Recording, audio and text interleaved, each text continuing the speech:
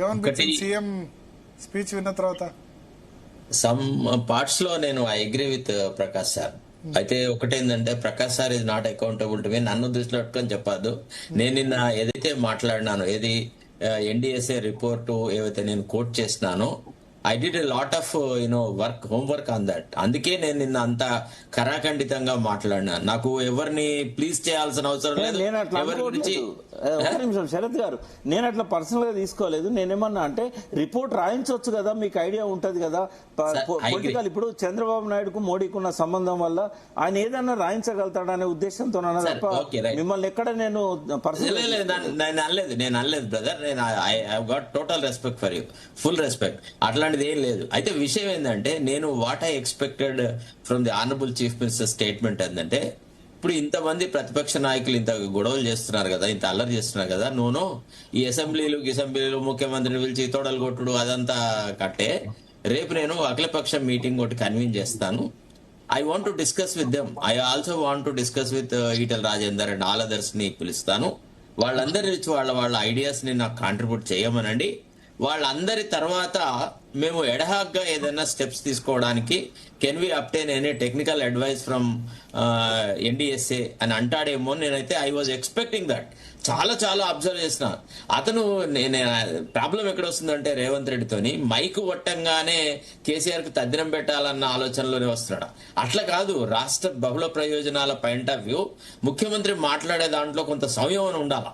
ఇప్పుడు వీలేదో మేము పంప్ హౌజుల్లో మేమే ఆన్ చేస్తాం అది ఇది అంటే, నువ్వు అది తప్పు, అట్లా చేయడానికి వీల్లేదు, మీరు ఎక్స్పర్ట్ ఒపీనియన్ తీసుకోవాలేదన్నాం. ఇప్పుడు కూడా ఆయన ఎక్స్పర్ట్ ఒపీనియన్ అక్కర్లేదు అనే యాంగిల్లో మాట్లాడాడు. అసలు నేనేమనుకో చిత్తశుద్ధితో నోనో అట్లా కాదు. In view the present situation, in view the scarcity of water everything, అంటే రెయిన్ ఫాల్ తక్కువ ఉండడం వల్ల ఉన్న నీళ్లను మనం సద్వినియోగం చేసుకోవడానికని, వస్తున్న వరదలను కొంత వాడుకోవడానికని, పంపింగ్ చేయడానికి ఏదైనా టెంపరీ మెజర్స్ చేసుకోవచ్చా, చేసుకుంటే ఎంత ఖర్చు వస్తుంది, ఏ రకంగా చేయొచ్చు అని నేను మా మంత్రిని, మా ఇరిగేషన్ మినిస్టర్ గారిని ఎన్డీఎస్ఏ దగ్గరకు పంపిస్తాను. లేదంటే మేము ఒక టీమ్ ఆఫ్ ఆఫీసర్ని పంపిస్తాము. ఈ రకంగా వాళ్ళ నుంచి టెక్నికల్ అడ్వైస్ తీసుకుంటాము. I'm serious about this issue. I have taken into consideration the uproar expressed by the opposition అంటాడని అనుకున్నాను. కానీ అంటే ప్రజల తరఫున మాట్లాడింది తప్పవచ్చు, ఒప్పవచ్చు, ఏదైనా కావచ్చు. కేసీఆర్ వాదనతో కానీ కేటీఆర్ వాదనతో, హరీష్ రావు వాదనతో మనము ఏకీభవించాల్సిన అవసరం లేదు. కానీ వాళ్లకు ప్రజల తరఫున మాట్లాడే హక్కు లేదు అన్న లెవెల్లో ఆయన మాట్లాడే తీరు మాత్రం ఇట్ ఈస్ హైలీ అబ్జెక్షనబుల్.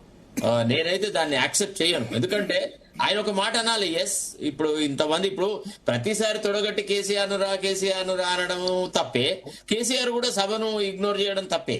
ఇప్పుడు ఒక ప్రతిపక్ష నాయకుడి హోదాలో ఉన్న వ్యక్తి వాట్ ఎవర్ ఇట్ ఈస్, ఇప్పుడు మనము చాలా సార్లు మనం మాట్లాడుతున్న విషయాలను ఇతరులు వినాలని, వినదని నమ్మాలని అంతకు కానీ కనీసం శాసనసభలో ప్రతిపక్ష నాయకుడిగా ఒక్కసారి వచ్చి, ఏందా రేవంత్ రెడ్డి నువ్వు మాట్లాడేదేంది, నువ్వు చెప్పేదేంది, అసలు నువ్వు ఏ అనుభవంతో మాట్లాడుతున్నావు, ఇంకో గిది జరిగింది అని ఒకసారి సభతోని ఆయన పంచుకుంటే తప్పేంది? ఏదో ఆయన హోదాకి ఏదో వస్తుంది. ఇప్పుడు వినేవాళ్లకు మనంత నాలెడ్జ్ ఉంటే చెప్పేవాడు అవసరం లేదండి. వినేవాళ్లకు మనకంటే కేసీఆర్ అసెంబ్లీకి రావాలని మీరు అంటారు? ఎస్, 100% అంట. నేను ఇప్పుడు ఎప్పుడు అన్నాను, సభను అంటే ఇగ్నోర్ చేయడము, సభను పట్టించుకోకపోవడము, సభకు రాకపోవడం అనేది భవిష్యత్తులో ఎప్పుడు కూడా కేసీఆర్ కి ఇది ఒక పెద్ద సమస్య కూర్చుంటది. ఇప్పుడు ముఖ్యమంత్రిగా ఉన్నప్పుడు ప్రజలను కలవలేదు, ఎవరిని ఎమ్మెల్యే లేదు, ఏది లేదు. ఇవాళ ప్రతిపక్ష నాయకుడిగా కూడా ఆయన బందీ చేసుకున్న విధానం సరైనది కాదు. ఇది రాజకీయంగా it is not advisable to anybody at all. I want that. Prakash గారు ఇంతకుముందు ఏంటంటే అసెంబ్లీలో సమఉజ్జీ లేరు, ఆయన సమఉజ్జీలు ఉండరు సార్. దయచేసి అసెంబ్లీకి రాకండి అంటున్నారు సార్. నేను అడిగేది, మీరు మాట్లాడండి ప్రకాష్ గారు, ఒక్క నిమిషం ఆగండి దయచేసి. అక్కడ సైన్యం లేదు, సభలో సైన్యం ఉండదండి. అక్కడ ఎస్సీ నియోజకవర్గాలు ఉంటారు, మహిళలు ఉంటారు, రకరకాల వాళ్ళు ఉంటారు, కొత్త వాళ్ళు ఉంటారు, మధ్యస్థంగా ఉంటారు, రకరకాల వాళ్ళు ఉంటారు. సభ అన్నప్పుడు అందరితో ఉంటది. మీ విజ్ఞత ప్రదర్శించండి సార్.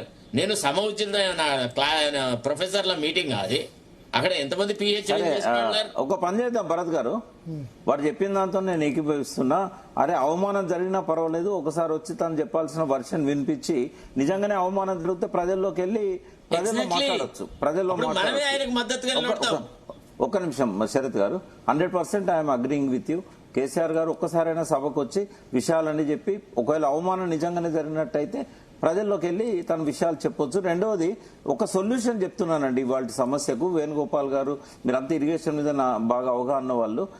సొల్యూషన్ ఏంటంటే ఫస్ట్ ఒక 1 TMC లిఫ్ట్ చేయమనండి. లిఫ్ట్ చేస్తే ఏమవుతుందంటే ఈ పంపులు పాడైపోతాయండి. 2-3 ఏళ్ళు ఆపరేట్ చేయకపోతే పంపులు పాడైపోతాయి.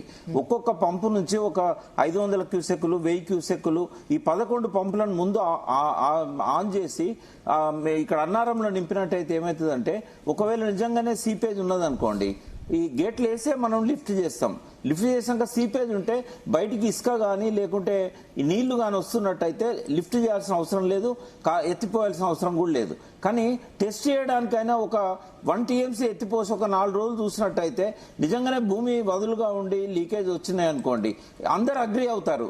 అంటే టెస్టింగ్ చేయొచ్చు కదా. ఒక 1 TMC తోని గోదావరి నదిలో పోతాయి తప్ప ఏ ఇండ్లలోకి రావు, భద్రాచలం కొట్టుకపోదు. నేను ఉత్తమ్ కుమార్ రెడ్డి గారికి మీ ద్వారా రేవంత్ రెడ్డి గారి సలహా ఏంటంటే టెస్ట్ చేద్దాం. మీరు చెప్పింది బీఆర్ఎస్ చెప్పింది ఏది నిజం అనేది ఆ నీళ్లే నిజం రుజువు చేస్తాయి కదా.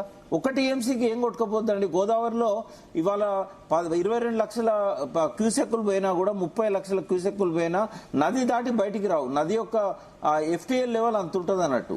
కాబట్టి 1 TMC అనేది 1 TMC తోని అన్నారం కింద లీక్ అవుతుందా సుందిళ్ళ కింద లీక్ అవుతుందా అనేది స్పష్టం అవుతుంది. ఓ 4 రోజులలో తేలిపోద్ది కదా.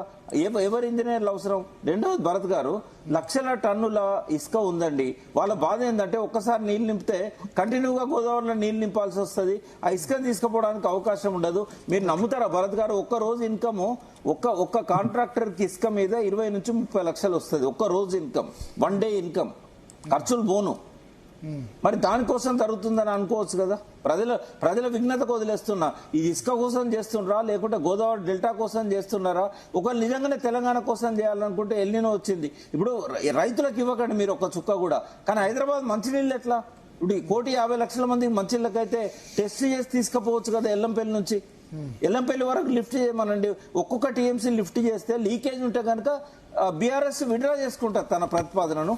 Okay, yes sir. Narayana Venugopal Reddy గారు సార్ మీరు ఇప్పుడు ఇద్దరు